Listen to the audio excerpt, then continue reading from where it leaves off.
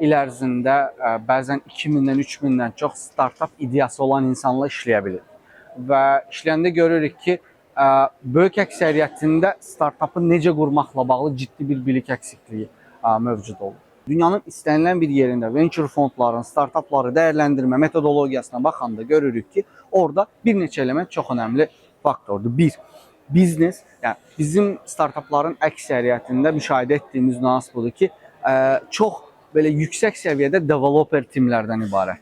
Yəni biznes, maliyyə idarə etməsi, çünki startup bir biznesdir. Startup sadəcə bir IT layihəsindən ibarət deyil. Hətta mən bunu çox vaxt şahidi oluram. Şəxsən startuplarla görüşəndə, işləyəndə hamısı deyir ki, mənim layihəm var. Mən deyirəm ki, deyin şirkətimiz var, biznesimiz var. Çünki özünüz necə təsəvvür eləsək, qarşı tərəfə də formada ötürəcək. Venture fondların əsası venture, yəni real biznesin olduğu yerə yatırım edirlər. Startupların əksəriyyətinin ya biznes modeli düzgün işləmir, ya tətbiqi düzgün işləmir, ya təcrübə və networku yetərli səviyyədə deyil. İnvestisiya alan startupların ortaq cəhətinə baxanda biz görürük ki, onların çox güclü networku olur, çox güclü təcrübəsi olur. Çünki şirkət idarə edirlər yekun mərhələdə. HR sistemini bilməlidirlər, maliyyə sistemini bilməlidirlər, onu idarə edə bilməlidirlər. Yəni mütləq deyil ki, biz hər şey 100% bilək. Biz onu idarə etməyi də bilməliyik.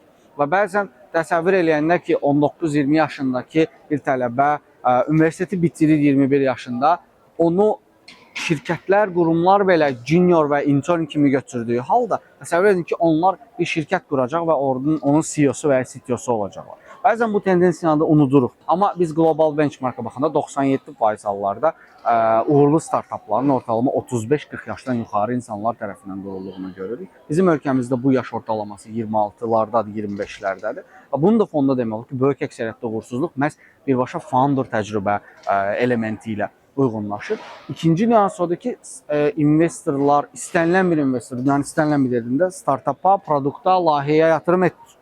Birbaşa insanlara yatırım edir. Çünki insanlar üçün bir şey qururlar. Ona görə də təsisçilərin elementi çox önəmlidir. Təsisçi ən önəmli faktordur. Yəni, sual verəndə ki, mənim startupım niyə investisiya almadı? Əslində, sualı başqa cür görmək. Mən niyə investisiya ala bilmədim? Mütləq şəkildə maliyyə dayanıqlılıq elementinin olması, metrikalarının düzgün olması, traction dediyimiz ən azından bir minimum müştəri bazasına sahib olması, o müştərilərin ona ödəməyə davam etməsi çox önəmlidir. Yəni, ona görə də startup praktiki bir şeydir. Startup gücləndirmək üçün insanları bir araya toplayıb öyrədə bilmərik ki, startupı öyrənin. O praktikidir. Ancaq sınaya-sınaya öyrənəcək. Və İRIA'nın əsas missiyalarından biri sınamaq üçün elementləri və komponentləri bir araya toplamaqdır.